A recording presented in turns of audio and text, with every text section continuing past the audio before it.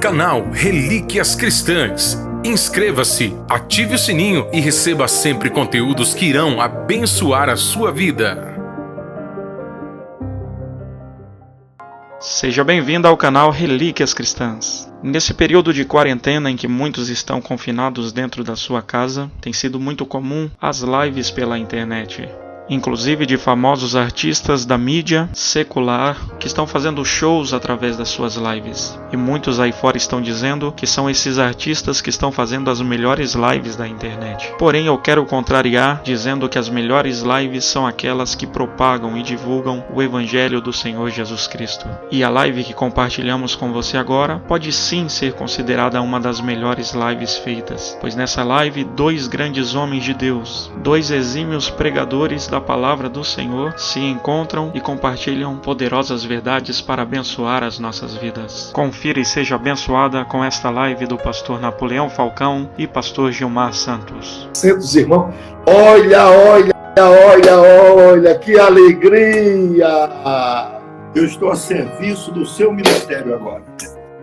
Pastor Gilmar Santos, meus irmãos, aqui está esta prenda. Aqui está esse ilustre homem de Deus, esse servo do Senhor, que há tantos anos vem servindo ao Senhor. Ele ascende de uma escola pedagogicamente bíblica. Ele alimenta esses critérios do aprendizado do começo, sem ferir os princípios da palavra de Deus. Pastor Gilmar hoje pastoreia uma linda igreja em Goiânia, uma convenção com mais de 2.000 pastores, um trabalho próspero. Eu me emociono. Deus seja louvado. Deus seja louvado. Porque eu conheço um pouco da sua história, da sua luta, da sua persistência, da sua permanência, apesar das pedras, dos vitupérios, suplantou tudo isso, e hoje, juntamente com a irmã Mundinha, sua esposa, seus filhos, está aí para a glória de Deus, com saúde emocional, espiritual, física, com a igreja linda, com a convenção de pastores maravilhosa, agora ganhou um terreno maravilhoso, com mais de 22.000 metros quadrados, Sim, é verdade. Para erguer o centro de eventos, o centro convencional. Então, Deus tem abençoado o pastor Gilmar. Pastor Gilmar, por gentileza, eu gostaria que o senhor ficasse à vontade. Eu vou lhe fazer algumas perguntas atinentes ao momento que nós estamos vivendo, e o senhor tem toda a liberdade para expressar como o senhor está vendo este mundo contemporâneo e essas coisas que estão acontecendo em nossos dias. Fique à vontade, meu pastor. Pastor Napoleão Falcão, antes de juntos tecermos estas considerações, analisarmos à luz da palavra profética o que está acontecendo, eu quero falar para o senhor, tendo como testemunha o Espírito Santo, da minha alegria, do meu prazer de poder estar vivendo este momento com o senhor. O senhor sabe que o senhor é uma inspiração. Minha filha, me traz um lenço aí. É um incentivo, não só para esta geração, mas para mais de uma geração. Quando o senhor me fez esse convite, eu abracei de coração aberto, e quando divulgamos para as nossas igrejas, em mais de 22 estados, estão todos aí conectados. Graças a Deus. Eles ficaram numa expectativa, não, nós queremos ouvir o reverendo Napoleão Falcão. Que legado que Deus tem lhe dado. Que legado. Meu coração vibra. Eu estou feliz. Meu abraço à pastora Virgínia. Diga aí para ela do meu amor cristão por ela. E a minha esposa, hoje, durante o dia, disse, bem, um abraço para o pastor Napoleão e para a esposa. Muito obrigado. Muitíssimo obrigado por esse privilégio de mais uma vez, Deu uma palavra daí. nós servirmos a Igreja Evangélica Brasileira. Quantas vezes, incontáveis vezes, nós já estivemos juntos nos púlpitos, nas cidades, nos eventos, e agora é um momento tão ímpar como esse. Meu amigo querido, eu estou às suas ordens. Vamos lá. Obrigado, pastor Gilmar. A Virgínia está gritando dali. Diga a ele que eu amo muito, a ele e a irmã Mudinha. Ela está gritando dali. Obrigado. Muitíssimo obrigado. Pastor Gilmar, como é que o senhor está vendo essa pandemia que está agraçando hoje cerca de 65 países, chamada de coronavírus? Nós estamos em quarentena, os nossos templos fechados. Qual a sua perspectiva? Como é que o senhor vê isso à luz da palavra, à luz escatológica das profecias finais? E como é que a igreja centra-se dentro desse condicionamento? Como é que o senhor vê isso hoje? Reverendo, a Bíblia diz que o homem espiritual, que é o nosso caso, nós, homens de Deus, discerne bem todas as coisas. Os profissionais da área de saúde, o Sistema Nacional Mundial de Saúde conhece um aspecto, uma situação. Nós conhecemos mais, porque nós temos a palavra do Senhor, a palavra profética. Como o senhor sabe, com muita suficiência, cerca de 30% da Bíblia Sagrada é de conteúdo profético. Logo, nós temos a resposta para todas estas situações. Então, o senhor quer dizer o senhor quer dizer com isso que o coronavírus não apanhou o crente que conhece a Bíblia de surpresa, não pegou de surpresa. De maneira alguma.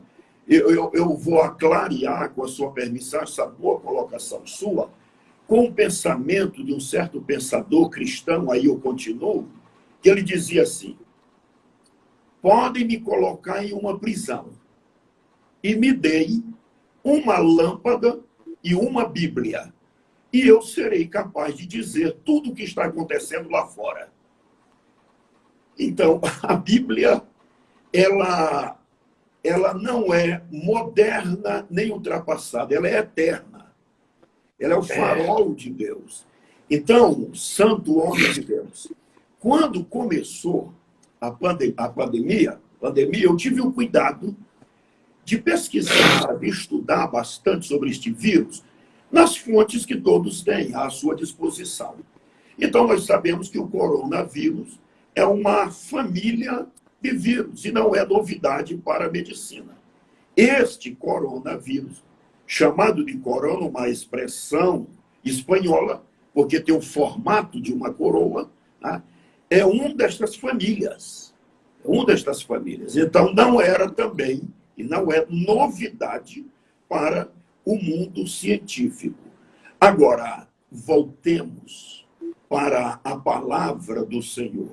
Nós sabemos que a palavra profética, Mateus, capítulo 24, Sermão da Montanha, que divide-se no mínimo em dois aspectos, como o senhor sabe, e ensina com muita suficiência e autoridade, fala de um dos sinais do fim dos tempos. Haverá pestilências. E é importante nós observarmos que está no plural, né? Eu jamais usaria este momento para gerar um medo, porque eu tenho dito que o vírus medo, se dermos lugar, vai causar mais danos do que o coronavírus. Mas existe nesta família de coronavírus o corona canino. Corona canino. Eu já me preocupo se essa cultura, ultimamente, de nós nos apegarmos tanto a este animal doméstico, se lá na frente não vamos conviver, pastor Napoleão, com o problema. Mas voltemos para Mateus 24. Haverá pestilências. Então, esta é uma realidade. Nós estamos vivendo um dos sinais do fim dos tempos. Pestilências. Sem dúvida alguma. Então, esta deve ser a primeira leitura que a membresia da igreja tem que fazer. É mais do que uma doença. É mais do que isto. É uma evidência de que nós estamos no final desta dispensação. Então, o senhor está crendo assim, é como se fosse as dores de parto de uma grávida, que nós transliteramos agora para a evidência escatológica do final dos tempos, que isso aqui é o princípio das dores, porque nós somos pré-tribulacionistas. Então, segundo a ciência, uma mulher, para dar à luz, ela pode sentir até 60 contrações. Eu costumo dizer que as dores de parto, pela ciência, ela é diferente da cólica renal, do cálculo renal. O cálculo renal é sucessivo, ele não dá trégua. A cólica renal, ela tem um intervalo. A cólica da gestante, de 15 minutos, meia hora, até a criança nascer. Então, nós estamos vivendo essas contrações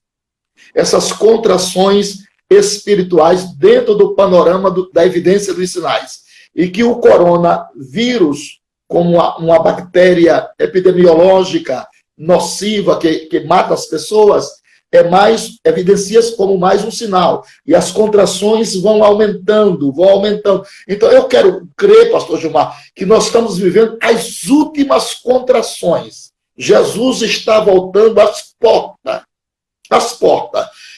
Agora, eu creio também, eu não sou, ninguém pode interditar os meus sonhos. Eu sonho que a única coisa que está faltando para Jesus voltar, na minha simetria comportamental e mental, é a grande explosão de um avivamento pleno. Porque são 8 bilhões de pessoas e só temos 1,5 bilhão de cristãos, entre eles católicos e evangélicos. Então nós temos um déficit de 6,5 bilhões. Deus não vai entregar essa gente de graça ao diabo. Aí Deus vai dar conta dessa, ele vai intervir na história e ele vai mudar o quadro. E a igreja vai provar o maior avivamento de Joel 2:28. Eu estou crendo nisso. Eu não sei se o senhor comunga do mesmo espírito comigo. Pastor Napoleão, eu concordo plenamente, sem reservas. Esta é a correta interpretação bíblica em face do que está acontecendo. O senhor sabe, tanto quanto eu, que quando a Bíblia fala tribulação, grande tribulação, o termo tribulação significa comprimir com força. Grande tribulação refere-se ao primeiro período, a primeira etapa de 3 anos e meio.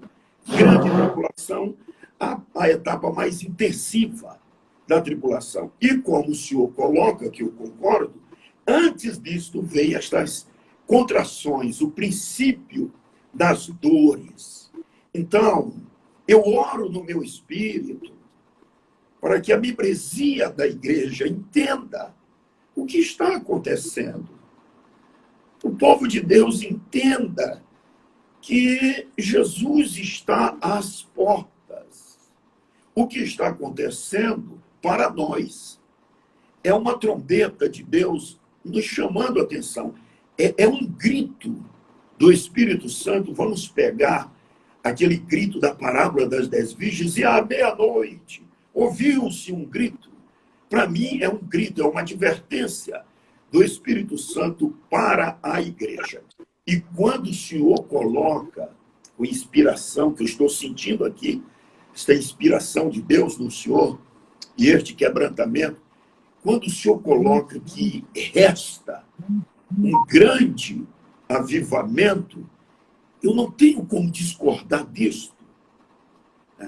Eu prego que antes do relógio de Deus acusar o momento exato do arrebatamento, digamos assim, na cruz do Calvário, Jesus disse: Pai, é chegada a hora. Eu creio, falando em termos aplicativos, que está faltando somente agora o Pai dizer ao Filho: Filho, é chegada a hora. Com base em 1 Tessalonicenses 4:16, e dado a sua palavra de ordem, e ouvido a voz do arcanjo.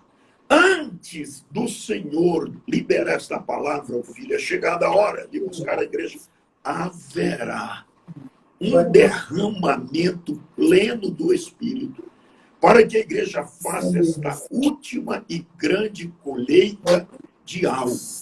Eu concordo plenamente com esse seu sentimento, homem de Deus. Porque o senhor sabe, pastor Gilmar, que o alvo de Deus, a política de Deus, é o homem. Deus quer salvar o homem. As dispensações são tempos probatórios da graça de Deus oferecida ao homem. Deus não quer que o homem se perca. Então Deus vai usar instrumentos capazes, missões, evangelismo. Nós invertemos os valores de um tempo para cá. Por exemplo, os santuários, os templos nossos, não são lugares próprios para a pregação do evangelho. Os santuários nossos são próprios para o pastor da igreja lapidar os diamantes. Perfeito. Né? Lapidar os diamantes, né? Moldar o caráter do homem. Os templos é para isso. O lugar de pregar evangelho é as grandes cruzadas, que o senhor já fez muita dela e eu também. Então, Deus quer tirar a igreja dos templos e levar a igreja para a rua, de onde ela nunca deveria ter saído. As pessoas perderam a dependência de Deus. Vai para o Google, está tudo fácil. Tem avião fácil, tudo é fácil. As pessoas perderam o temor, a oração, a vida com Deus, os momentos de contrição espiritual. As pessoas se afastaram lentamente de Deus. Entrou coach. Coach não é para dar estudo bíblico em igreja. Coach é para administrar fábricas, indústria, fazer a empresa crescer. Igreja precisa de profeta, de mestres, para ensinar o povo, para pregar o evangelho, ganhar alma, persuadir os homens em um tempo recorde. Tem pressa, Deus tem pressa, Ele vai intervir na história, que os homens queiram ou não queiram. Eu creio num grande avivamento, eu creio numa plenitude eterna de homens chamados. Esse evangelho falsificado vai desaparecer, que ninguém aguenta mais ele. Vira para teu irmão, diz isso, belisca ele, dá um belisca. Isso não é evangelho, isso é chavão, isso é piada. Essas brincadeiras vão desaparecer. Essa simonia, sacrilégio, pecando com o que é sagrado, imitando as línguas estranhas. Deus não suporta essa geração. Deus quer a coisa mais raiz, mais comprometida, porque o evangelho desnuda o homem. O evangelho mostra a sua nudez, a sua impotência, a sua incapacidade.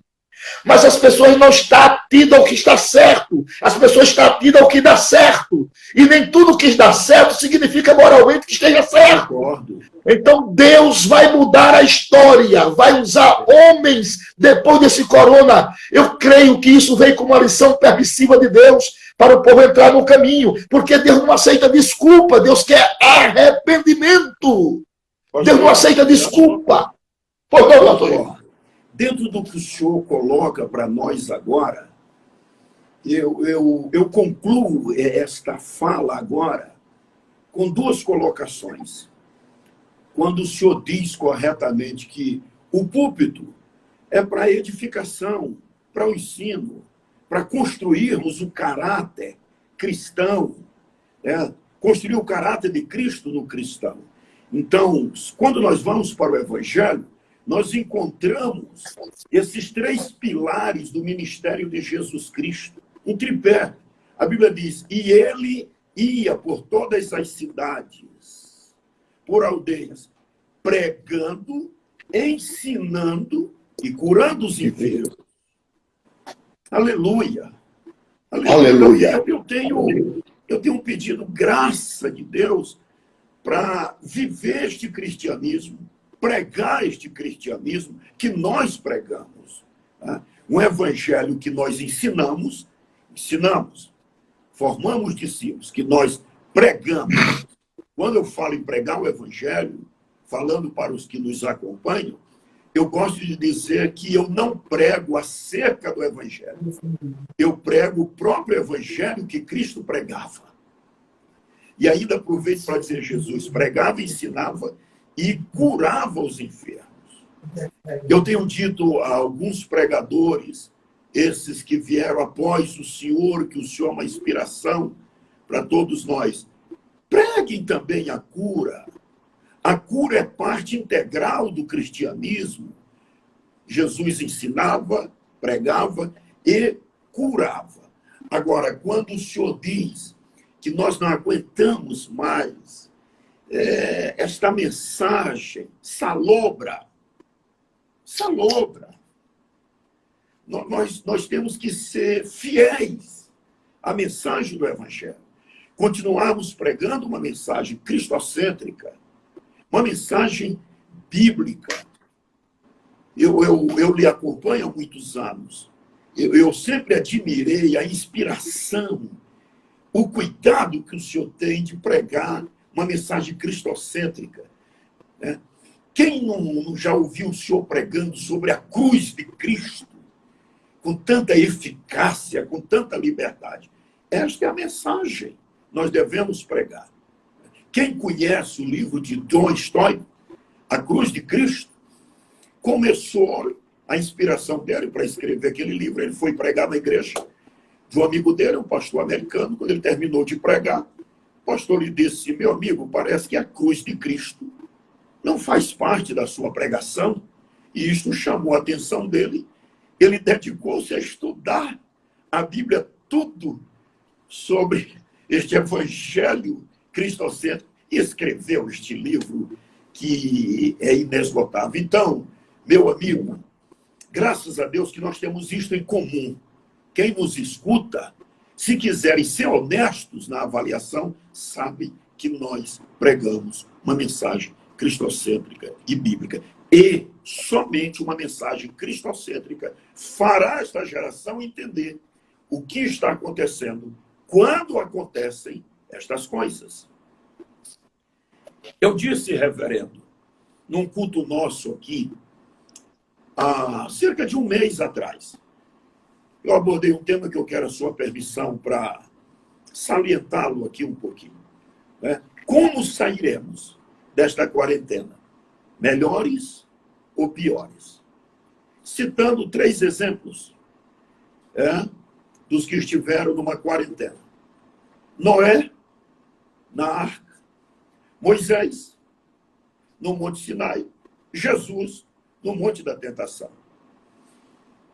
A questão não é como eles entraram na quarentena, que também para nós a questão não é como nós entramos, porque nós entramos, todos nós, até sem querer, né? Por circunstância, por cuidados, precauções.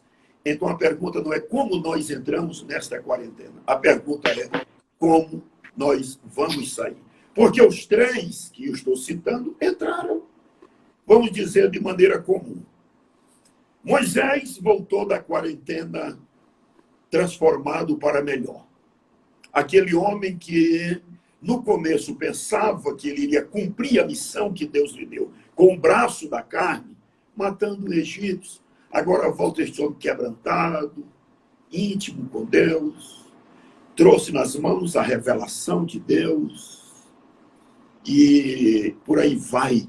Quantas intimidades, quanto crescimento espiritual.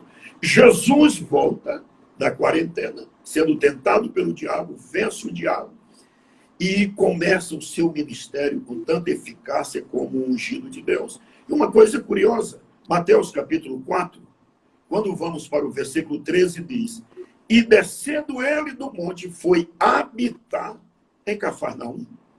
Quando ele saiu da quarentena, ele já sabia até onde ele iria estabelecer sua base ministerial. Conhecia a direção de Deus e outros benefícios. Todavia, Noé não saiu transformado para melhor da quarentena. Houve brigas, intrigas entre os filhos de Noé. Noé descuidou-se e plantou uma vinha, embriagou-se com o produto da própria vinha. E o Senhor fala então para nós, como nós vamos sair desta quarentena? Homens de Deus mais quebrantados, homens mais sensíveis, homens com mais revelações de Deus,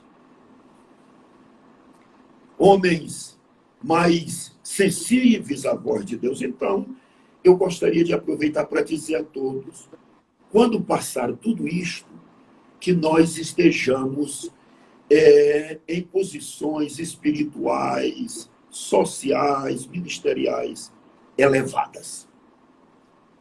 Que assim seja, pastor Gilmar. Eu tenho aqui um texto aqui para ler. Sim. Lucas capítulo 21, verso 25. Diz assim: e haverá sinais no sol, na lua e nas estrelas, e na terra, angústia das nações, em perplexidade pelo bramido do mar e das ondas. Homens desmaiando de terror da expectação das coisas que sobrevirão ao mundo, porquanto as potências dos céus serão abalados. E então viu o Filho do Homem numa nuvem, com poder e grande glória. Ora, quando estas coisas começarem a acontecer, olhai para cima, levantai vossa cabeça, porque a vossa redenção está próxima. Depois Jesus ensina sobre a parábola da figueira. Exato. Nós temos 3 sinais aqui que já foram cumpridos. Sinais no sol, sinais na lua e sinais nas estrelas. Segundo os cientistas, o Sol já saiu da sua órbita cerca de mais de 200 quilômetros. A Lua também. Temos até lua de sangue. Estrelas caindo como meteoros sobre a Terra. Isso está se cumprindo. Agora vem angústia das nações. Essa palavra angústia significa incapacidade de se encontrar saída no original. Então nós estamos vivendo um verdadeiro pieirote espiritual. Nós estamos nas montanhas, o mar e Faraó. Não tem saída na política, não tem saída na religião, não tem saída nos ramos filosóficos, não tem saída na economia. A economia mundial está na bancarrota. Só tem saída em Jesus Cristo. Não adianta conciliar com termos filosóficos, porque você olha para um lado, olha para o outro, os homens estão perplexos. Os homens estão perplexos. Coisas que sobrevirão ao mundo, trazendo perplexidade aos homens. E agora vem outro aqui, bramido do mar e das ondas. Segundo alguns relevantes cientistas, no ano 2040, ninguém vai ver nem a cabeça do Cristo Redentor. Porque o mar está salientando-os no litoral. Está desaparecendo as praias. Onde eu jogava futebol, quando era garoto, num campo lá no litoral, hoje é o porto dos navios. Quer dizer, o mar está tomando conta, subindo de nível. A Groenlândia gelando, a Antártica gelando, a camada de ozônio rompida, a alteração em toda a sistematização do universo. A Terra pranteando e gemendo, a criatura gemendo, todo mundo gemendo. Há um gemido inexprimível no mundo. A Terra está ferida com o pecado, com a desobediência. A instância moral da sociedade, da igreja, está ferida também na sua honra. Já não se acredita mais nas pessoas. As pessoas estão perdendo crédito. O pecado não dói, ninguém quer confessar, ninguém quer dar a cara para bater. Se esconde debaixo do tapete. Não há dignidade em pecar, mas há dignidade quando você reconhece que pecou. Então, meus irmãos, isso está ajuntando juízo sobre juízo na terra. E a obra de Deus está sofrendo. Os pastores sérios estão sofrendo. Os nossos cultos de oração há 50 anos passados. Eu me lembro que quando eu demorava um pouquinho, em vez de chegar, porque 7 horas já abriu a igreja de Palha de Coqueiro, lá na Praia de Lucena. E chegasse de 7 horas, você encontrava uma vaguinha para colocar o joelho. Mas chegando depois das 7, não encontrava mais. Eram os cultos mais bem frequentados, era culto de oração de joelho. Porque o povo estava na dependência divina, dependendo de Deus, para as conquistas, para as vitórias, para os ideais, para a evangelização. Era dependendo de Deus para pregar, para orar, para cantar, para viver, para sobreviver. Então, isso vai se perdendo devagarinho. Hoje, você chega nas igrejas, com 200 pessoas, tem 6 orando de joelhos, 5 orando. O resto tudo conversando. O povo perdeu a dependência de Deus.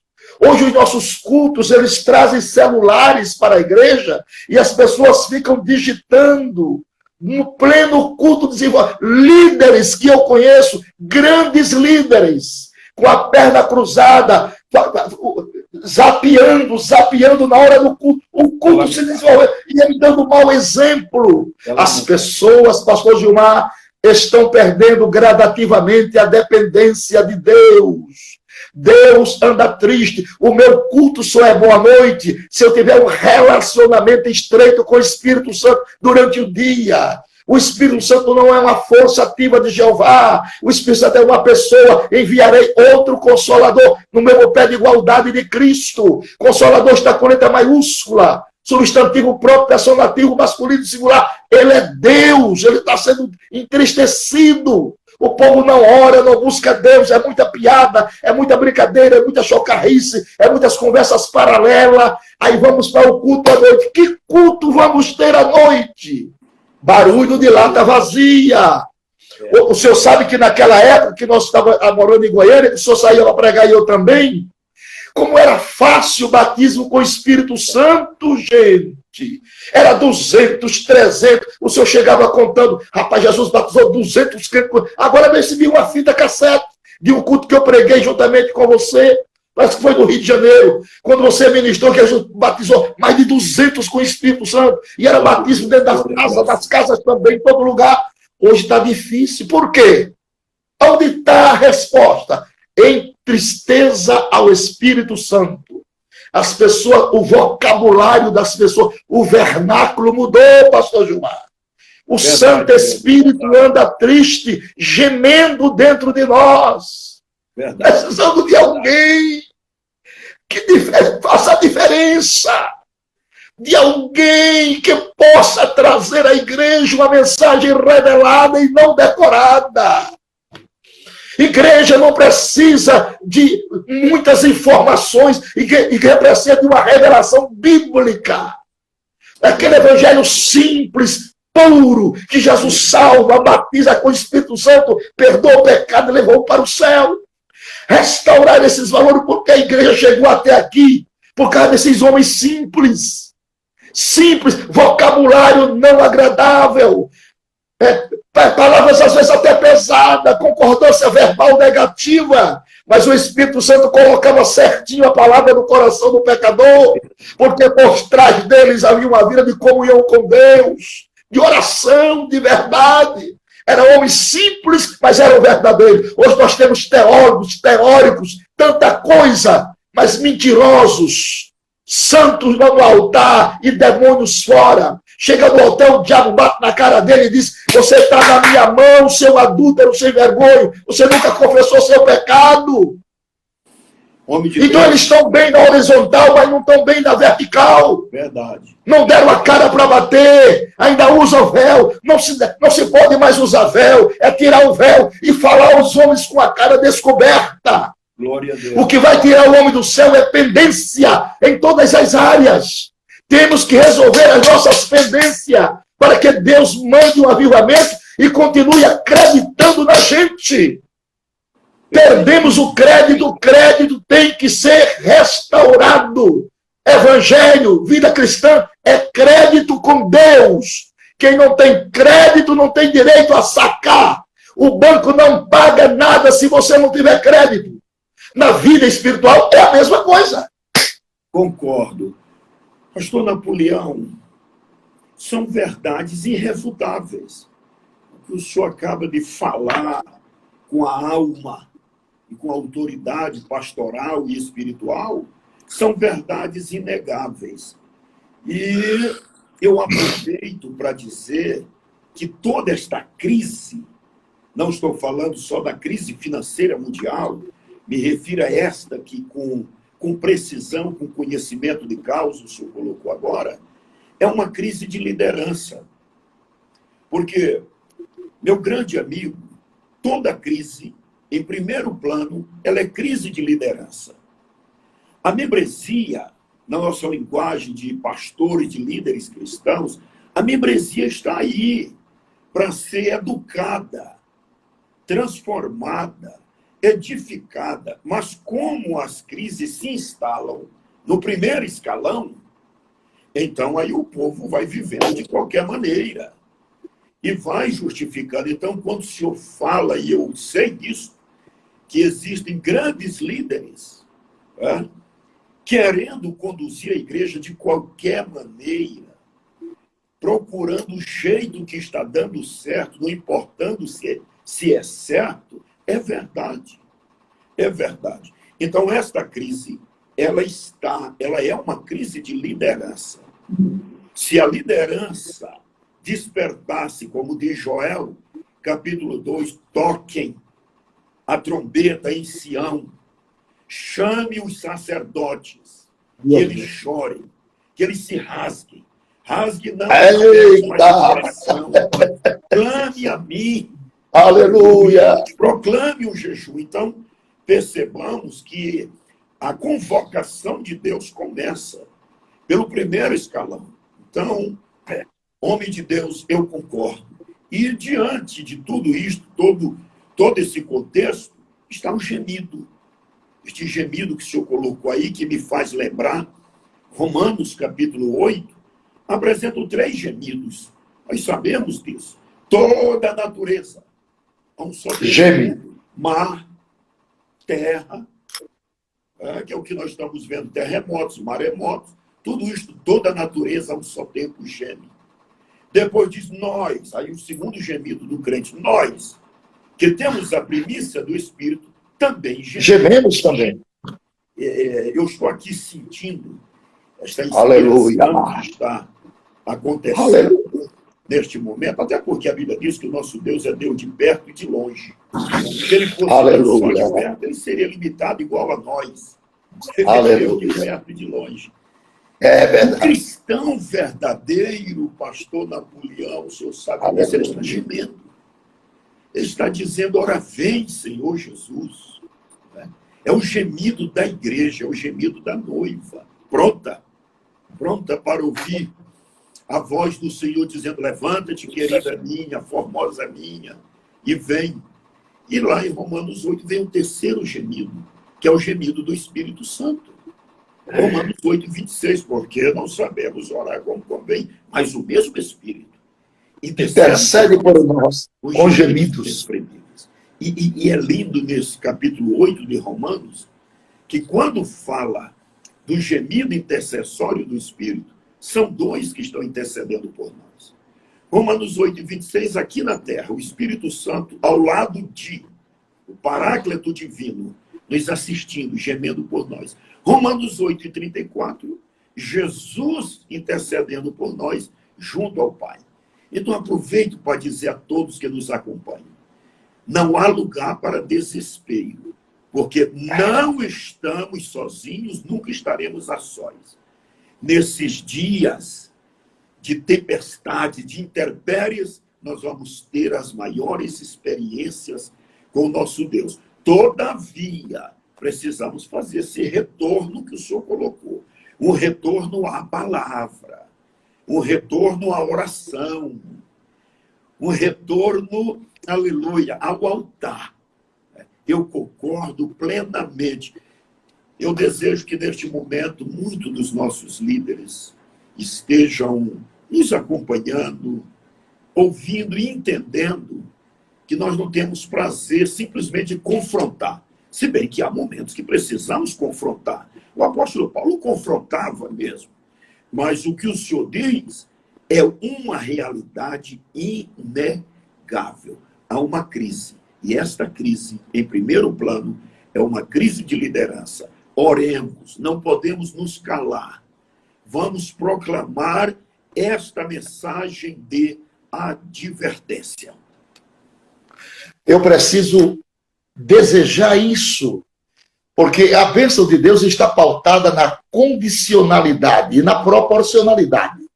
Por exemplo, se quiserdes, se ouvirdes, se andardes na luz, perfeito. Se andardes como ele andou, se alguém está em Cristo, eu proponho a vocês a bênção e a mal. A bênção e a mal. Eu tenho Gerizim e Ebal. Eu tenho 2 montes. Você vai escolher. Porque o cristianismo não é espiritismo. No espiritismo, o diabo arromba a porta e entra. No cristianismo, ele diz, eu estou à porta e bato. Ah, que lindo. Se alguém ouvir a minha voz e abrir a porta, eu preciso abrir esse coração para um avivamento. Eu preciso abrir meu coração para mudar a minha vida. Eu preciso mudar. Eu preciso me arrepender. Eu preciso introduzir o Santo Espírito na minha vida. Quantas vezes eu vi o Senhor orando, a gente junto orando lá em Vila Nova, e o Senhor dizia, aquilo ficava na minha mente, ó querido Espírito Santo. Glória a Deus. Irmão, isso é uma coisa linda. É mesmo. O homem tem que ter familiaridade com o Espírito Santo para poder pregar, irmão. Verdade. Porque o Espírito Santo, além dele convencer o pecador do pecado, da justiça e juízo, ele tem outra coisa linda.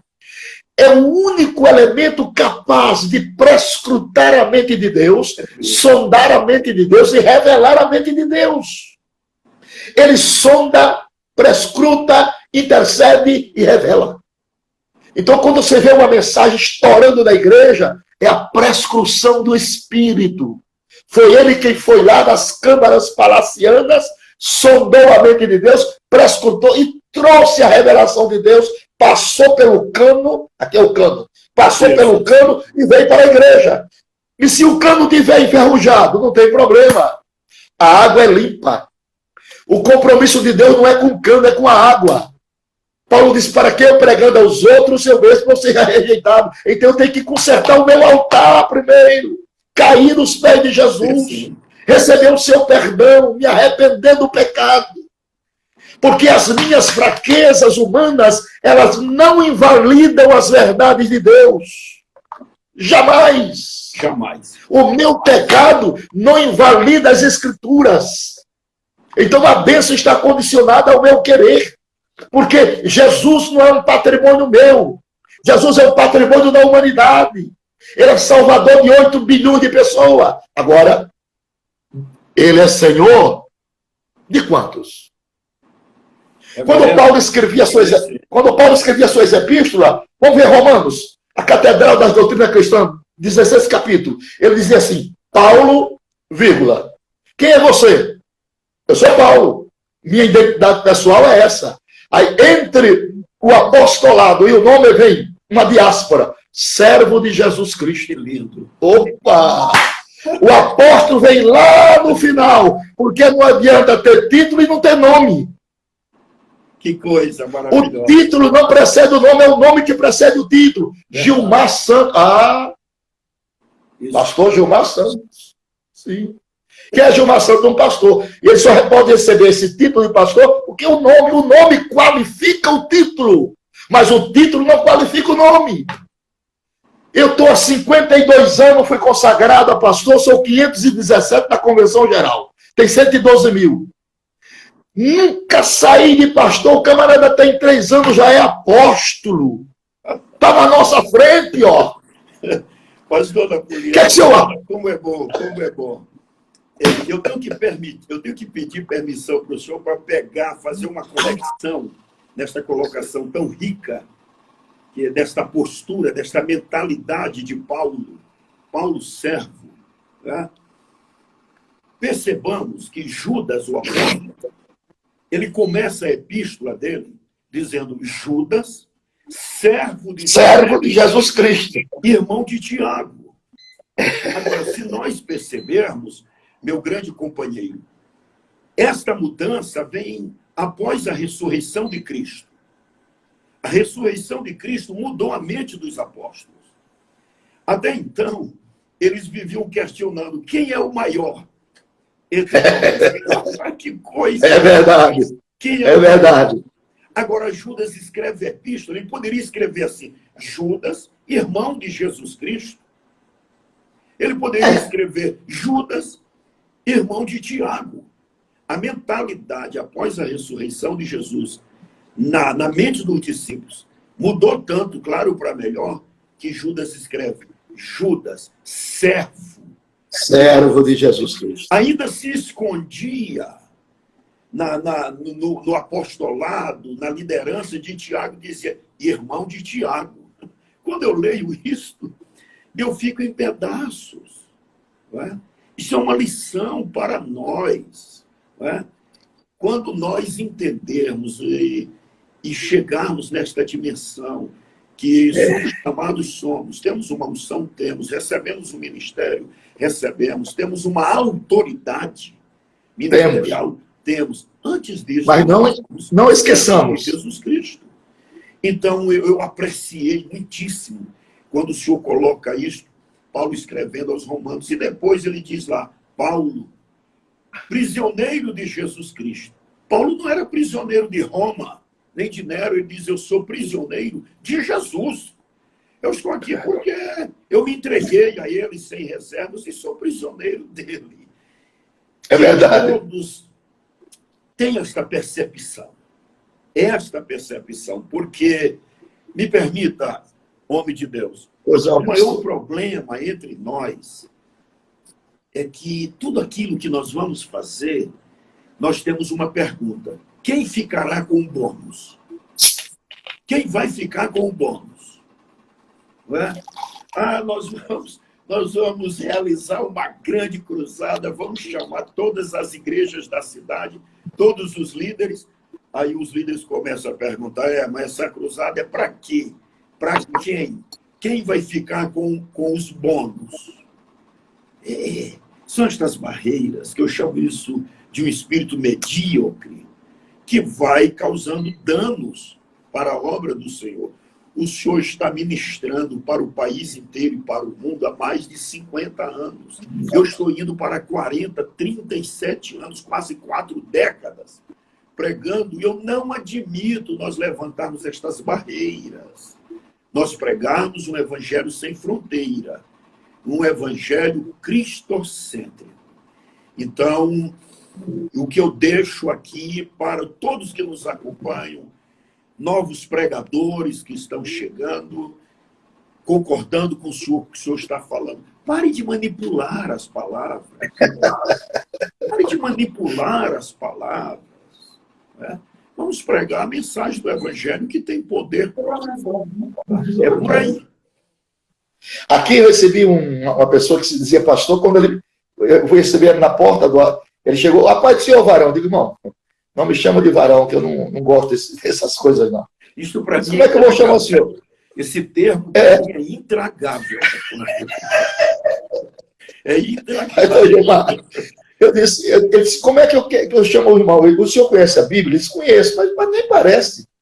Porque o senhor já se identificou para mim errado. Hebreus 12:11 diz assim: tanto os que se santificam como os que são santificados são todos de um, por cuja causa não se envergonha de chamar irmão. O senhor tem vergonha de me chamar irmão? Eu só sou irmão em Cristo. Onde é que ficou o laço do Calvário? Aí ele veio dizer: pastor, e aquela pregação de ontem que o senhor estava lá para vir prestigiar? Eu digo: aquilo não é pregação, meu irmão, aquilo é briga de galo. Sim. Pregação, ela tem uma introdução, ela tem um dorso e ela tem um fim. Ela tem um final conclusivo, de acordo com a temática do início. Isso. Pregação alucida das pessoas, uma mensagem de ensinamento.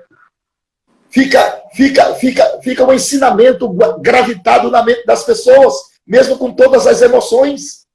Sim. As pessoas ficam gravitadas com aquela... A pregação emocionou, mas ensinou também. Lapidou também. Esta é a função da pregação. Não é essas palavras saltitantes, esses jargões que se usam. Receba não sei o quê, receba a chave da vitória, não sei o quê. Hoje nós vamos ter o culto da vitória. Vem cá, e tem culto de derrota, é? Entendi. Eu nunca vi isso, não, rapaz. Novas nomenclatura. A quinta da vitória. Ué, mas tem quinta da derrota? Não sabia que tinha, não. Porque para mim todo culto é culto da vitória. Todo culto Deus está presente. Todo culto o seu nome é glorificado. Todo culto a igreja é edificada. A noiva está apresentando e oferecendo ao Senhor um culto de gratidão, de louvor, de adoração a Ele. A imologia está ruim. A imologia é antropocêntrica. Você faz um hino para endereçar fulano. Agora é para hinos, não é para homem. O hino é para a beleza de Deus. O hino descortina a grandeza do Criador. O hino descortina a sabedoria do Criador. O hino descortina a glória do Senhor. O hino descortina os predicativos de Deus, não do homem. Não é a nós que se dá glória, é a Dedeus. Então, mudaram-se os valores. Isso é apostasia, eu chamo isso de apostasia. E a apostasia, pastor Gilmar, no meu entender, ela veio com três ramificações. Primeiro, inversão dos valores. Segundo, quebra dos paradigmas. Terceiro, abandono dos marcos antigos. Por isso que eu não gosto de toda a tradução bíblica. Eu uso essa aqui, ó. Essa antiga. Não sei se o senhor usa essa. João Ferreira de Almeida. É boa. Eu uso essa, porque as outras adulteraram, omitem, tiram, inventam. Tem uma tradução que diz assim: o homem que tem muitos amigos pode vir à ruína. Vai para lá, rapaz. Ninguém vive sem amigos, não. O homem que tem muitos amigos pode congratular-se, sim. Isso. Porque amigos são aqueles que multiplicam alegrias e dividem tristeza. Amigos são aqueles que aparecem quando todos desaparecem. Amigo não atira flores, ajuda a tirar espinho. Ainda tem amigos na terra. Nós somos um ser gregário, ninguém vive sem amizade. Até Deus gosta de fazer amizade com as criaturas. Ele disse para Moisés, com os outros, Deus é gregário, Deus é gregário. Ele disse para Moisés, com os outros homens eu falo por enigma, com você eu falo cara a cara. Jamais ocultarei o que eu faço a Abraão, ele é meu amigo. A única vez que Deus mandou olhar para o homem, Deus nunca mandou olhar para ninguém. Ninguém. Só olhar para ele, olhar para mim, olhar para mim. Mas tem uma vez que ele olhou assim e disse, olhai para Abraão, meu amigo. A única vez que Deus mandou olhar para um homem. Então, Deus é gregário, Deus gosta de sociologia. Uma certa vez ele disse, eu gosto de Jacó, mas não gosto de Esaú. Vai dizer que Deus está errado. Ele gosta de quem ele quer, ele ama quem ele quiser, ele abandona quem ele quiser, porque ele não tem conselheiro. Quem primeiro deu a ele para receber? Verdade. Pastor Napoleão, o que o senhor diz está dentro de uma realidade. Uma realidade. Todos nós dependemos de um relacionamento. O relacionamento é tudo. Né? Vamos criar uma situação. Como o relacionamento é tudo. Nós podemos assistir os telejornais aí 10 vezes durante o dia. Mais uma bala perdida matou uma criança, uma senhora lá no Rio de Janeiro. A gente escuta, lamentavelmente, vamos nos acostumando a isto, que às vezes nem sentimos mais nada. Mas imagine que eu tenha um familiar lá no Rio de Janeiro, tá? E estou assistindo o jornal. Uma bala perdida, tá? Lá no Rio de Janeiro, na boca de fumo mais quente do Rio de Janeiro, matou Maria Isabel. Se eu tenho um familiar lá com este nome, muda tudo para mim. Meu Deus, perdi Maria Isabel. Relacionamento. Relacionamento altera tudo. Relacionamento que não é cultivado, nós já sabemos, esfria. O relacionamento deve ser cultivado porque nós dependemos deste relacionamento. O que nós estamos vivendo aqui agora, eu estou apreciando por isso, nossa vida ela é acelerada, que inclusive devemos tirar lições agora deste isolamento social, para nós não voltarmos mais só àquela vida acelerada, de vez em quando desacelerar um pouco e valorizar nossos amigos, nossas amizades, nossos encontros, nosso bate-papo, tirarmos tempo para nos edificarmos, como estamos aqui, sorrir, comermos juntos, porque relacionamento é tudo.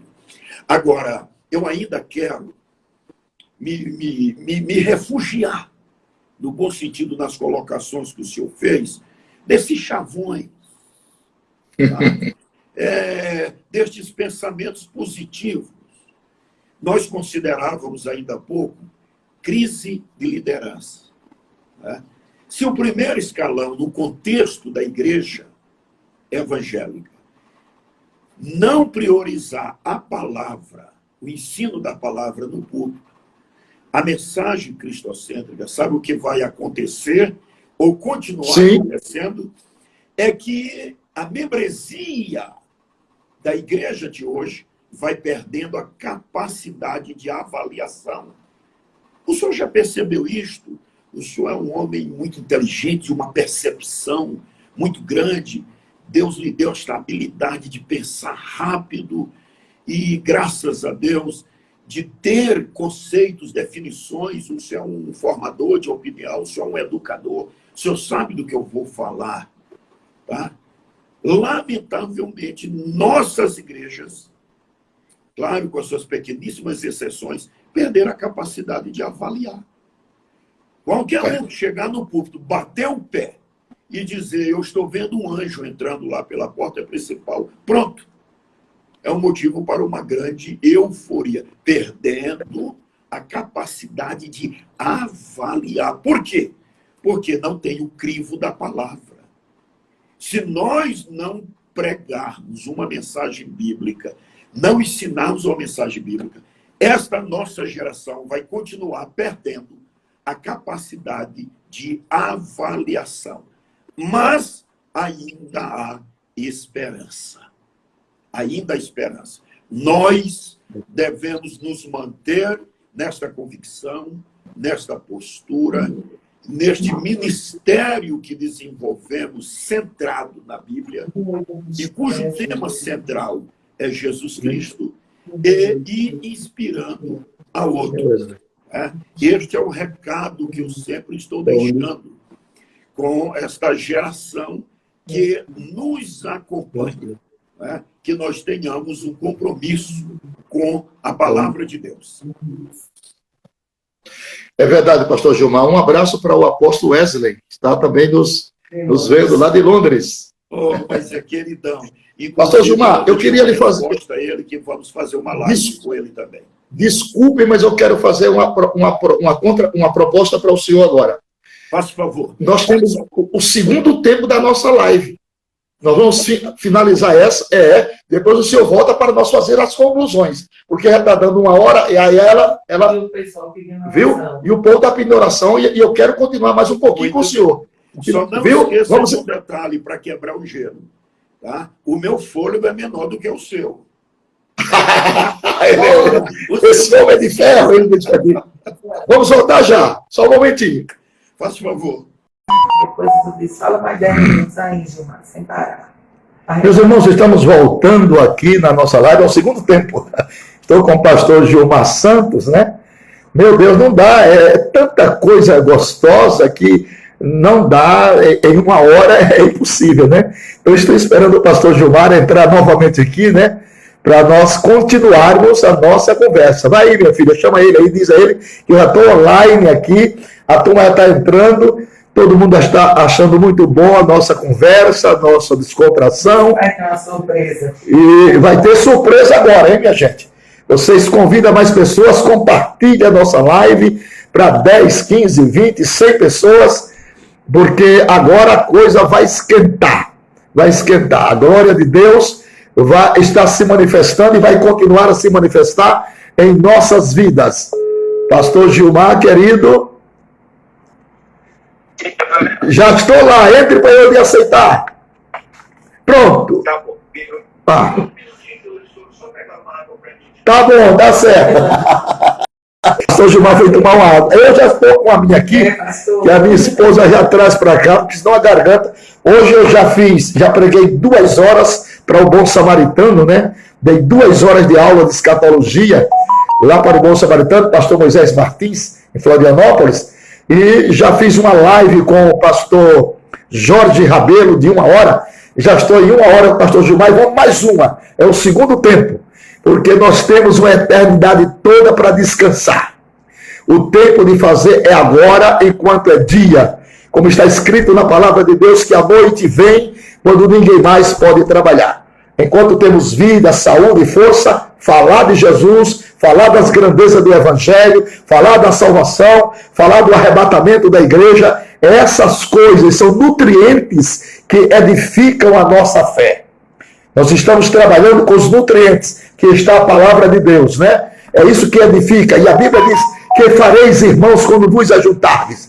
Tem salmos, tem hinos, tem doutrina, tem revelação, faça-se tudo para promover a edificação do povo de Deus. Então, a nossa visão aqui é que essas palavras venham a constituir elementos de edificação espiritual para você, para a sua família, que quando terminar a live sejamos mais crentes, mais tementes a Deus, estejamos mais em comunhão com o Senhor. Esse é o nosso propósito.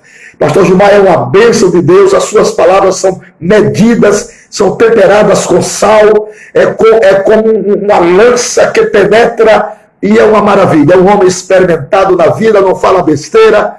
Então, ele já está aqui, já vou aceitar ele. Pronto, pastor Gilmar Santos. Aceitando ele vai entrar já e nós vamos recomeçar. Porque, olha, nas partidas de futebol tem segundo tempo. Ué, o homem correndo atrás de uma bola cheia de ar. Por que é que eu não vou ter segundo tempo com o pastor Gilmar falando das grandezas de Deus, minha gente? Muito bem. Eu e ele somos apaixonados por Jesus.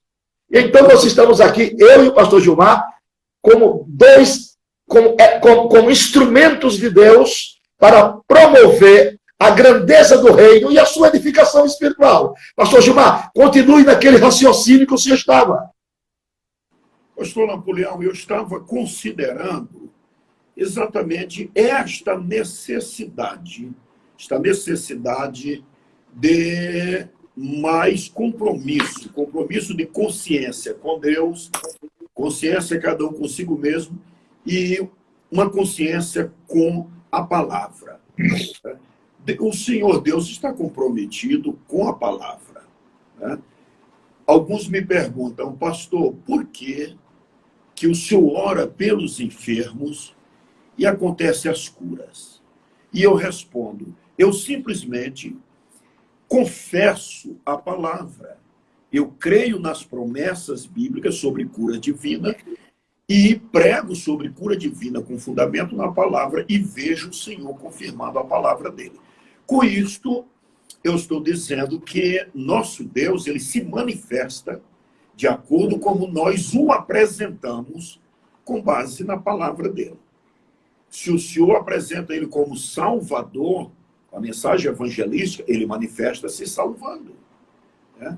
Se o Senhor o apresenta como Deus tem lhe usado incontáveis vezes, como aquele que batiza com o Espírito Santo, não faz muito tempo, ano passado, um dos nossos pastores, que pastoreia lá no Tocantins, uma das cidades do Tocantins, disse, pastor Napoleão esteve aqui, ministrou batismo com o Espírito Santo, mais de 170 foi o que conferiram.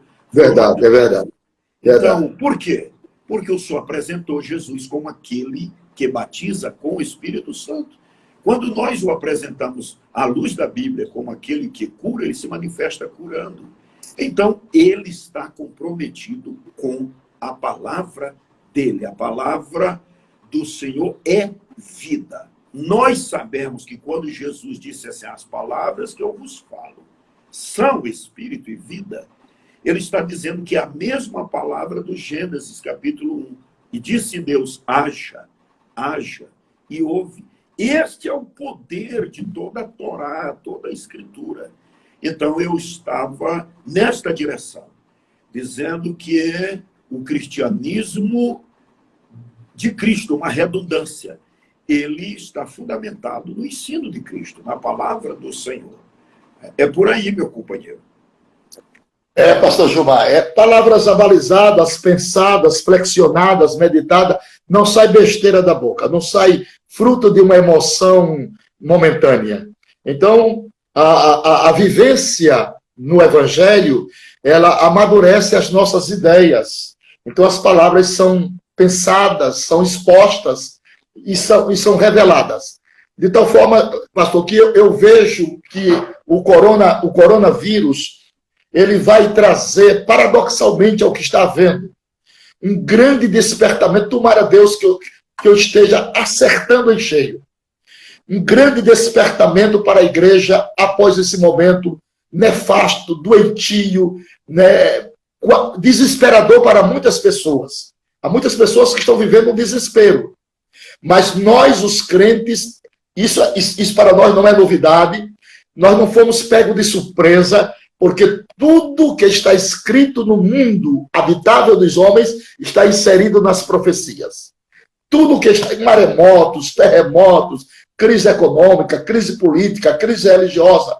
Olha, nós temos em Apocalipse capítulo 9, verso 7, nós temos ali um estrago que 4 demônios estão fazendo na terra. 4 demônios. E João viu, porque a nossa luta não é contra a carne e o sangue, é contra demônios. E demônios são seres incorpóreos. Demônios precisam de corpos para morar. Agora, existe uma lei na física que diz assim, um espaço não pode ser ocupado por 2 corpos.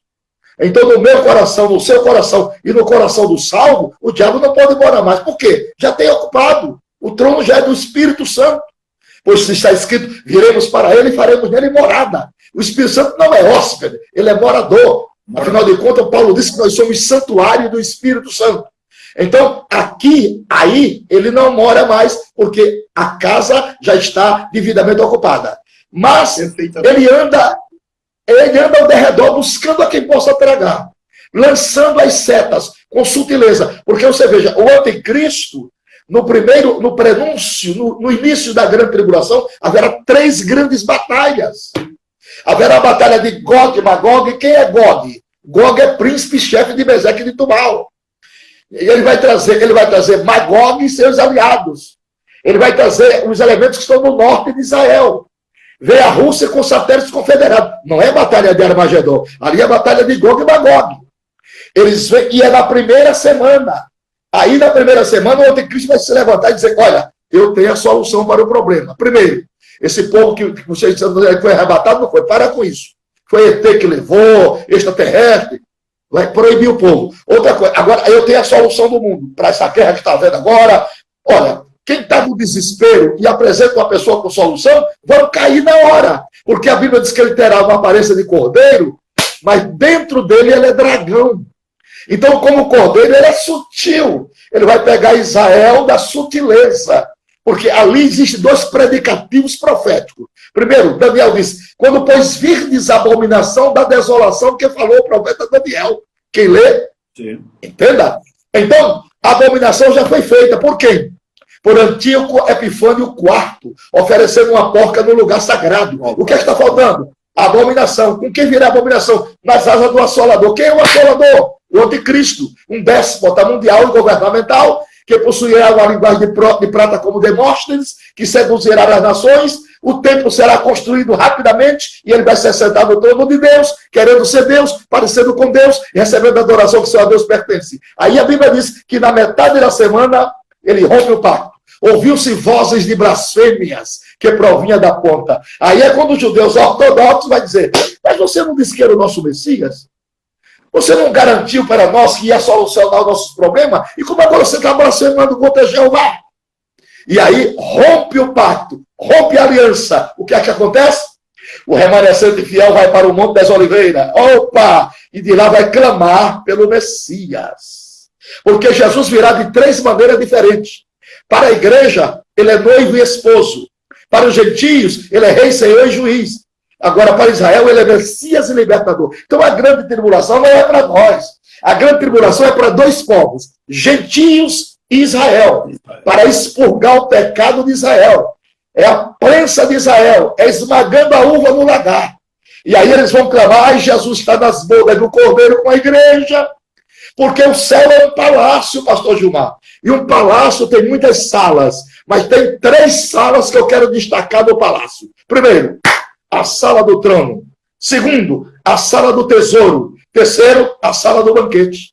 A sala do trono é também sala do despacho. Foi para lá que Deus convidou João para ir, para despachar com João e dar-lhes o Apocalipse. Agora existe a sala do tesouro, das riquezas milionárias do reino. A outra sala é a do banquete, onde a igreja vai banquetear com ele nas bodas do Cordeiro. E lá das bodas do Cordeiro, depois do tribunal de Cristo, eles vão clamar pelo Messias e Jesus vai descer em glória. É a parousia agora. É a parousia. É assim? A Bíblia diz, e aparecerá no céu o sinal do Filho do Homem, e todas as tribos da terra se lamentarão e verão o Filho do Homem vindo numa nuvem, com poder e grande glória. Anticristo, fichinha para o nosso Jesus. A Bíblia diz que como a sopro da sua boca destrói o iníquo. A palavra iníquo no grego é o homem sem lei. Ele é também chamado de assírio, a besta, o falso profeta, o anticristo, o antideus, o anti-Espírito Santo, o anti-Messias. Ele é anti tudo, menos Cristo. E o diabo é uma figura muito menos do que o anticristo. Porque para o diabo, Jesus não vai nem usar as suas próprias armas. Ele vai chamar um anjo. Apocalipse 20, verso 1, diz assim, vi descer do céu um anjo que tinha a chave do abismo e uma grande cadeira na sua mão. Prendeu Satanás, amarrou por 1000 anos. Pode continuar descendo porque o acusador dos nossos irmãos já está preso. Então, queira ou não queira os demônios entender, o futuro rei desta terra não vai ser Heroíto, não vai ser nenhum tecnocrata da América, não vai ser nenhum burocrata da Europa. O futuro rei desta terra vai ter que engolir. É Jesus Cristo. E a Bíblia diz que ele vai reinar de mar a mar, e o seu reinado não terá fim, e ele vai estabelecer uma teocracia com 144 mil judeus pregando o evangelho do reino para a divisão do milênio. Amém, pastor Gilmar? Amém. É importante, pastor Napoleão, ótimo, perfeito. É uma glória. Importante, graças a Deus. É importante lembrarmos que esta plataforma para o domínio do anticristo está pronta. Está pronta. É? A Bíblia diz que o espírito do anticristo já opera. Ele não vai se personificar enquanto a igreja estiver aqui. Mas o espírito dele já opera, exatamente através falsas doutrinas, falsas doutrinas, guerras, tudo isso. Então, que nós tenhamos esta percepção de que o espírito dele já opera. Agora, quando o senhor disse, eu espero que eu não esteja enganado com respeito ao coronavírus e este período, o senhor já acertou nas suas premissas de raciocínio. O senhor já acertou, após este período, nós vamos estar diante de um aprendizado muito grande. A lição é grande. Quem não quiser absorver as lições de tudo isso, sofrerá as grandes perdas, porque realmente é um período de aprendizado para todos nós. Eu quero dizer a todos que não tenhamos medo da crise mundial financeira. Vamos enfrentar a crise mundial financeira com fé em Jesus Cristo. Com fé no Senhor. Porque se nós dermos lugar ao medo, então este vírus chamado medo vai causar mais dano. É verdade. Porque como nós sabemos, o medo nos paralisa. O medo rouba a nossa capacidade de pensar, de avaliar, de concluir. O medo faz nós vermos o invisível. Ou seja, chamar o sofrimento antecipadamente. Então, que o povo de Deus fique em paz, confiantes no Senhor. Nós vamos sair do outro lado vitoriosos. Os que confiam no Senhor. Agora, eu penso que é válido nós dizermos aos irmãos que não devemos nos descuidar das precauções. Né? Aqui, quando nós começamos o isolamento social, eu disse a todos os nossos dirigentes de igreja, mantenham o álcool gel nas principais portas de entradas da igreja, os irmãos que fazem parte dos grupos de maior risco, mais de 60 anos, assistam os cultos em casa. E, a princípio, uns casos isolados, apareceu alguém no nosso grupo dizendo, onde que está a fé em Jesus? E logo, a maioria dos irmãos responderam, a fé continua, mas nós devemos fazer a nossa parte.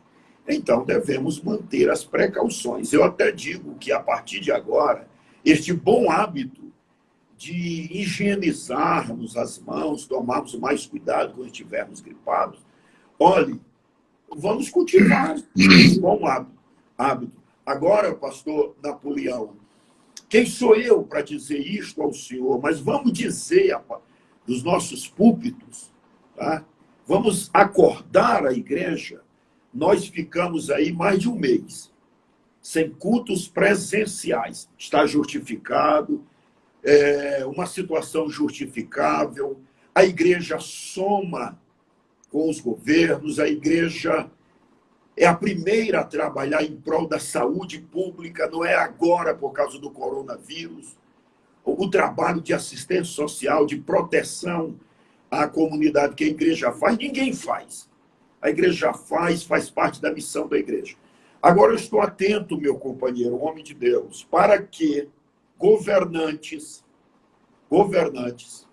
inimigos da obra de Deus, sacerdotes do diabo, não venha usar como pretexto este isolamento social e este período de um mês ou mais de um mês que nós fechamos nossos templos para transformar isso em uma ideologia e daqui a pouco, por quaisquer situações, queiram fechar os templos. Nós estamos atentos para isto. Que o povo de Deus abra os olhos, porque eu não quero... o programa é seu, estou me sentindo enriquecido de estar com o senhor fazendo esta live. Não quero gerar desconforto, mas o senhor é um homem que nunca teve medo de pregar uma mensagem bíblica completa e de confrontar aqueles que querem desprezar a igreja do Senhor. O apóstolo Paulo diz: quem és tu que despreza a igreja do Deus vivo? Então, que nós, pastores, líderes, pregadores, tenhamos o cuidado para que estes inimigos da obra de Deus não venham transformar isto em uma ideologia. Nós sabemos que está havendo conveniência política, politicagem, tá? Querendo colocar o governo, senhor presidente da República, em dificuldades e muitas informações manipuladas, alteradas. Existe o vírus? Claro que existe. Agora, reverendo, só a pessoa mais do que simples, um simplório, para não perceber que também estão tirando conveniência política para gerar um desconforto para o governo, gerar um terrorismo, um pânico. Mas a nossa linguagem como representantes do povo de Deus é manter o nosso povo atento para que não transformem esta necessidade de agora, de nós fecharmos o templo, reduzirmos cultos com frequência menores, isso não se transforme em uma ideologia. Eu estou firme na palavra do Senhor. Disse Jesus: eu edificarei a minha igreja e as portas do inferno não prevalecerão contra ela. Então, que estejamos atentos, atenados para estas astúcias. O que o senhor me diz, homem de Deus, neste aspecto também? O senhor está percebendo, acompanhando? Eu julgo que sim, porque o senhor tem esta percepção rápida das coisas. São Paulo disse, pastor Gilmar, nós não ignoramos os seus ardis. É muito sutil, Perfeito. Esta obra no mundo espiritual. Viu? Começa devagarinho, como quem não quer nada, entendeu? É muito sutil. Vamos fechar os templos por causa da bactéria, por causa do vírus. Aí daqui a pouco gera outro processo para fechar as igrejas. A esquerda detesta a igreja do Senhor Jesus. Se fosse pela esquerda, não havia uma igreja evangélica aberta. Eles são inimigos da cruz de Cristo, inimigos vitais. Então, a igreja tem que estar atenta, em oração, em jejum, os líderes, aqueles que são os políticos evangélicos, atentos também, para a qualquer momento essa sutilidade maligna não descambar contra os nossos templos evangélicos a fim de fechá-los, por definitivo. Há poder no sangue de Jesus Cristo. Repito, as portas do inferno não vão prevalecer. Eu creio que o nosso país, já ouvi isso há muito tempo, que o Brasil vai ser um celeiro de um grande avivamento mundial. Deixe eu sonhar, pelo amor de Deus. Não interdite os meus sonhos.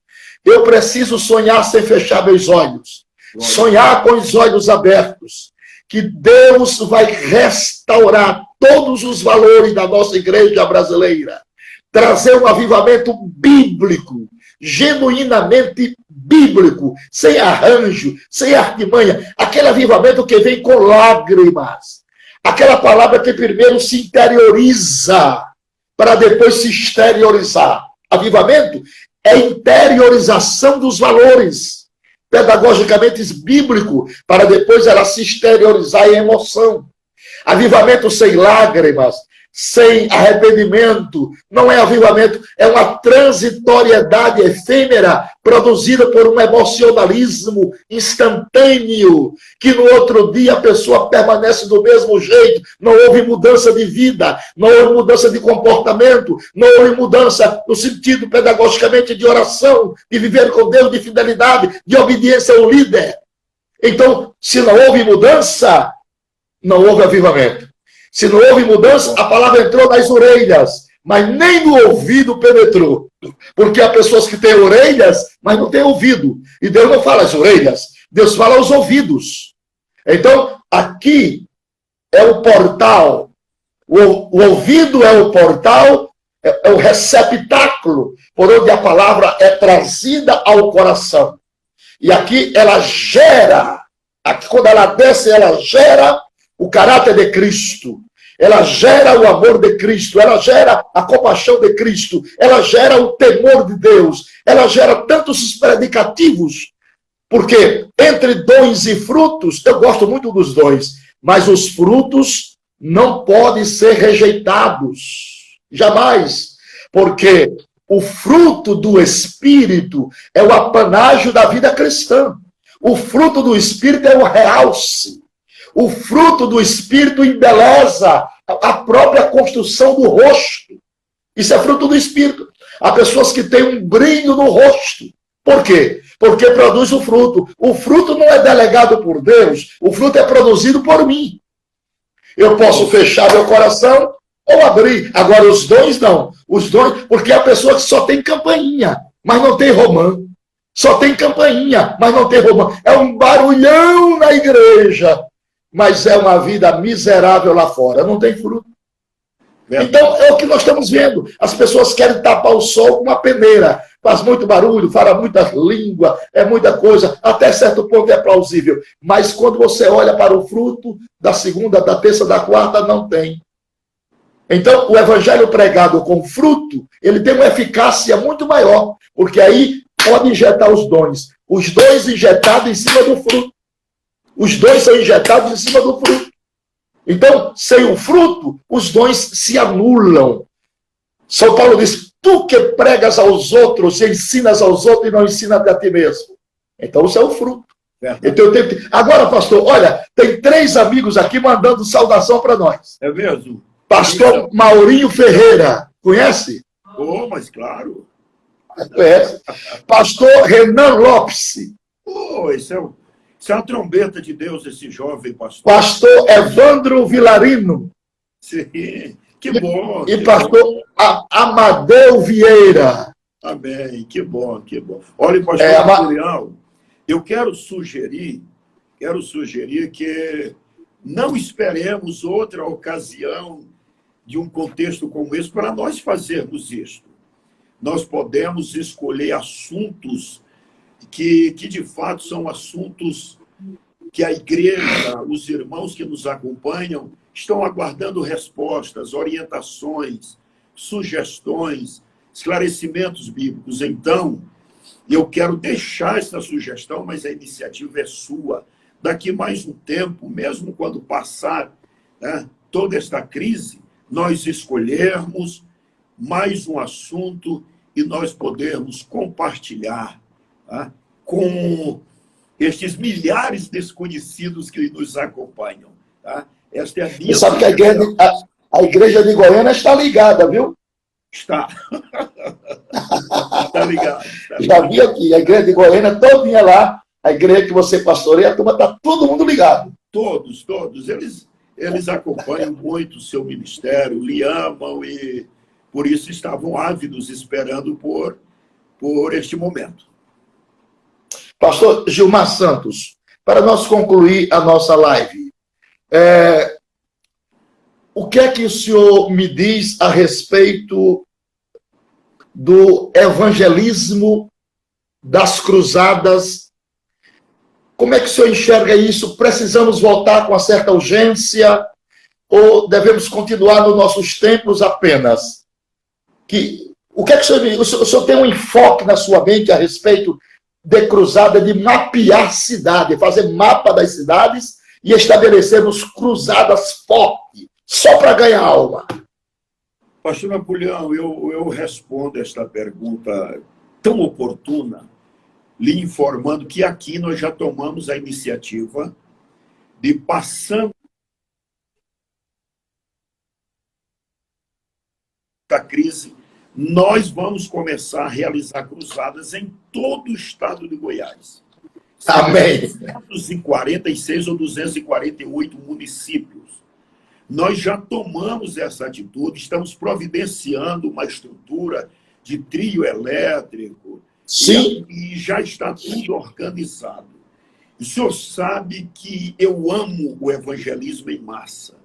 E nós não podemos, em hipótese alguma, deixar a igreja tornar-se passiva e ficar somente no seu templo, esperando que a comunidade venha para o templo. Não é este o modelo bíblico neotestamentário, nem o método paulino, o método de Paulo. Nós temos que sair, que evangelizar. O lugar que Jesus menos frequentou durante o seu ministério foi Jerusalém.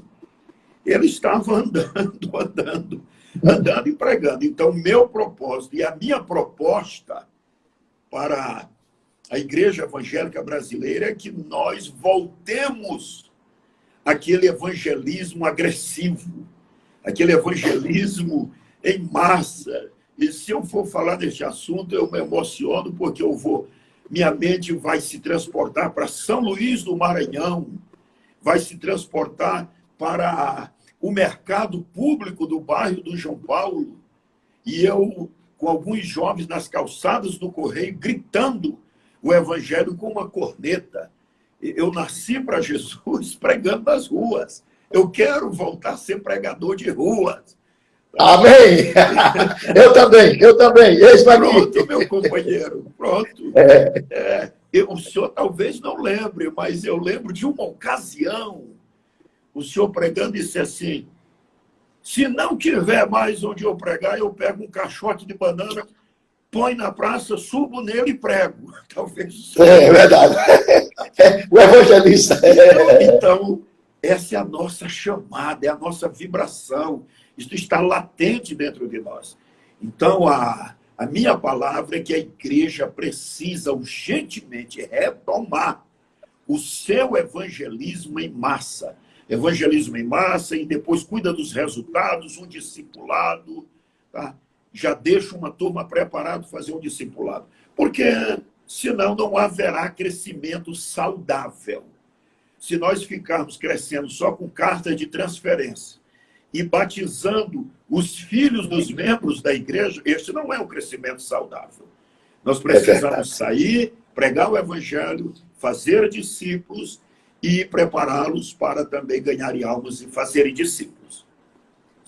É verdade, pastor Gilmar. Eu acho que o senhor, como eu, que recebeu uma unção de evangelista, né? Aquele gozo de estar numa praça pública. Eu me lembro que eu estava aqui em Igaraçu, aqui pertinho do Grande Recife, né? Eu estava numa praça pública pregando, nós tínhamos ali umas 5 a 6 mil pessoas. Era de tarde, sol quente. E, de repente, eu recebi uma ordem que veio no meu interior, estourando por dentro. Eu estava pregando, suando, todo suado. E a ordem dizia assim: manda o povo vomitar a doença. Aí eu disse: não, aí não. Porque eu tinha medo da palavra aí, e eu ficar envergonhado. Eu relutei, pregando e relutando. Pregando e relutando, e a voz dizia: manda o povo. Aí eu dizia dentro de mim: não, mas isso é muito nojento para você. Eu faço como eu quero. Que lindo. Eu faço como eu quero fazer, rapaz. Que lindo. Manda o povo vomitar a doença, eu quero curar o povo, rapaz. Aí eu não aguentei mais, pastor. Recebi coragem. Porque uma coisa é fé, outra coisa é coragem. Exato. A coragem é o gatilho da fé. A fé diz: paralítico. A fé diz: paralítico. A coragem diz: levanta e anda. Concordo. Aí gatilhou a fé chegou, E a coragem estava faltando. A fé chegou, mas quando a coragem chegou, eu disse, atenção, todos que têm problema do estômago, obra de feitiçaria, qualquer coisa relacionada com o estômago, põe a mão no seu estômago agora, que Jesus mandou eu orar por você, e você vai vomitar doença. Hoje vai ser cura divina por todo. Ah, pai, mas não terminei nem de fechar a boca. Já estava sentindo ânsia de vômito, vomitando o cabelo, vomitando o rato, vomitando barata, obra de feitiçaria, agulha, e começou aquele tendel de poder, de bênção. Eu digo, agora está fácil para batismo com o Espírito Santo. Vamos aproveitar. Aí chamei a multidão. Mas naquela tarde foi mais de 200 batizados com o Espírito Santo, misturado com aquelas pessoas. Fiz o apelo, 100 e tantas almas, 117 almas. Então, aí pronto, aí eu perdi o medo.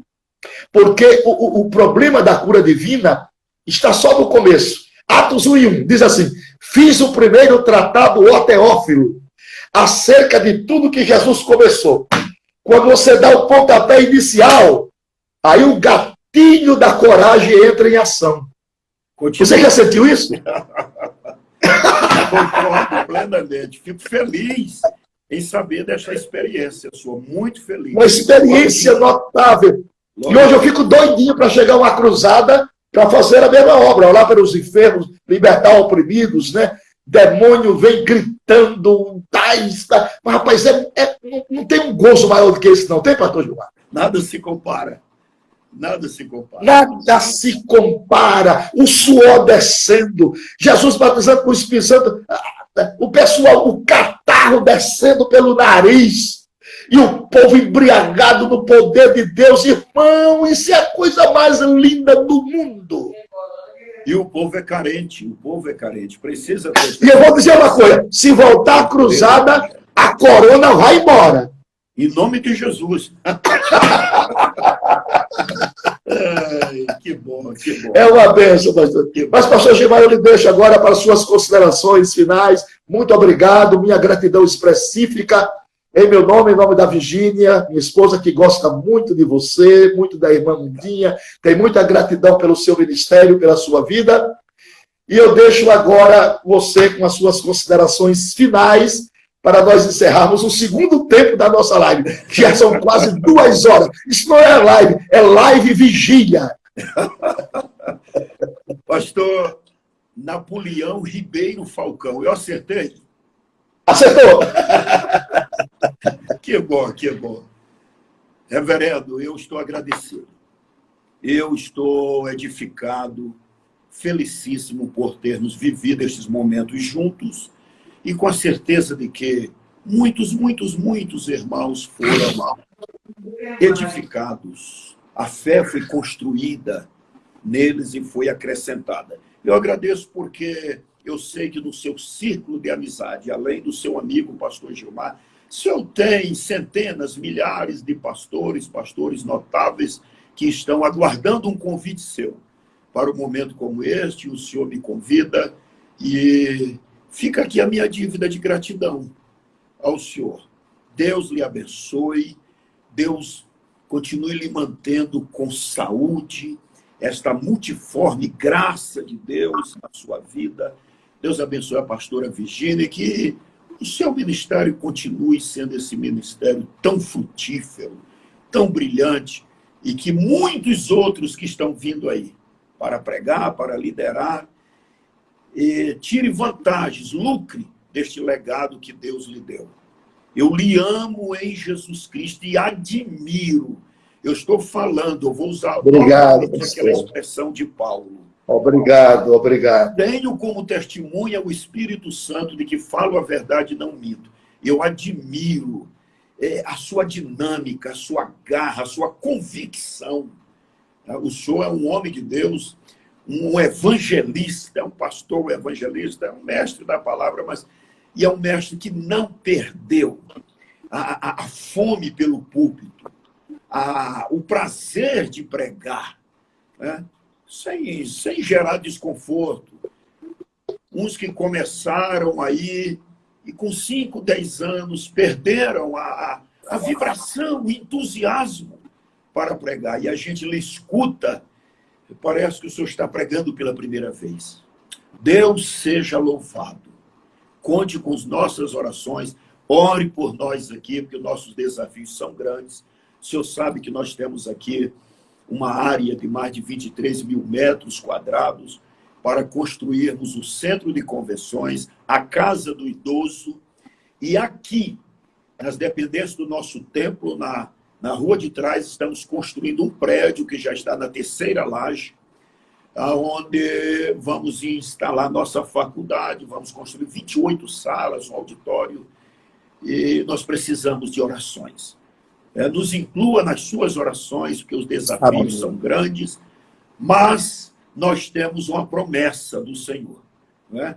Então, eu digo que o mais difícil nós já temos, a promessa de Deus. Ele nos prometeu. É verdade. Ele garante.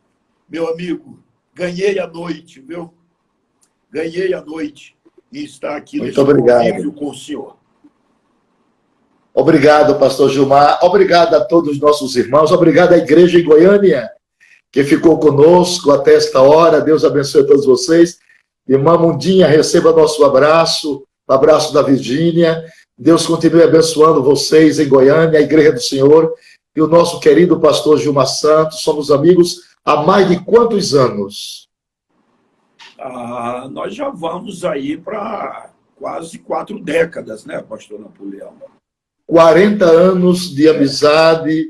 E essa é a geração, meus irmãos, essa é a geração que aprendemos com os nossos líderes, com Estevão Ângelo de Souza, e com Alcebias Pereira Vasconcelos, Verdade. com Armando Chaves Cohen. Com essas pessoas, é um legado diferente. Não lhe interrompendo, e já interrompendo, está aqui comigo o pastor Arilton, que é desta geração, o pastor Firmino. Ele trabalhou muito com o pastor Firmino, hoje trabalha aqui conosco, está aqui comigo, agora aqui no estúdio, o pastor Arilton. E quando ele soube que nós estaríamos aqui nesta live, ele veio para cá, está aqui com o filho dele. Então, Pastor Arilton, é dos nossos, é dessa Amém. geração. Nosso abraço, pastor Arildo, muito grande, um abraço fraterno nosso, viu? Deus abençoe.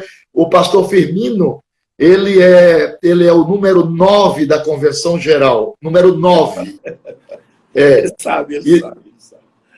Da minha geração só tem 16 vivos. E eu quero ser o último da fila, né? Deixa aí a turma indo logo e eu vou ficando. Porque... anunciou aqui, nós precisamos anunciou aqui. Muito obrigado, pastor Gilmar. Olha, foi uma... Pastor Josué Brandão, Clebson Bandeira. Pastor Josué Brandão está enviando um abraço para nós, Clebson Bandeira também, enviando um abraço para nós, viu? Wesley Alves. O apóstolo Wesley Alves enviando um abraço para nós, que nós o temos em grande estima, Renan Lopes. Muito obrigado, pastor Gilmar. Pastor Josué Brandão, nosso companheirão aí. Vou ter uma live com ele, eu acho essa semana que vem agora. Que bom. E muito, muito bom. Muito obrigado por tudo. Eu estou sem palavras para lhe agradecer o carinho. E eu tenho 71 anos, mas na minha cabeça eu só tenho 25, porque graças a Deus está evidenciado essa memória privilegiada. Não tenho doença, não tenho dor de cabeça, não tenho dor no corpo, não tenho dor nas juntas. A minha vontade é falar de Jesus. Como disse Paulo, me gasto e me deixarei gastar por amor de vós. Deus seja louvado. Você não sabe a saudade que eu estou tendo de uma rua. Um palanque e um microfone chure bom. Eu imagino. Valeu, meu grande amigo. Obrigado, pastor Marcinho, pastor Freitas, todos enviando abraço para nós. Um beijo no coração. Valeu, querido. Um bom repouso, a paz do Senhor. Descanso. Pastor Gilmar, por favor, não pedindo muito ao senhor, ore por nós. Vamos fazer uma oração agora pelas pessoas que estão nos assistindo.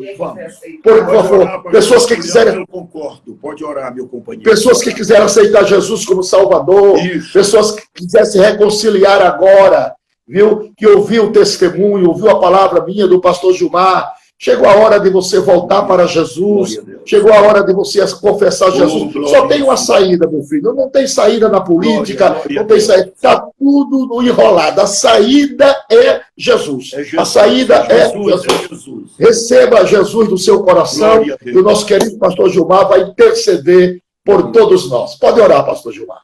Senhor Deus, soberano, Amém. único, dominador eterno. Glória a Deus. Oh, Glória a Pai, Deus. nós te adoramos por esses momentos aqui.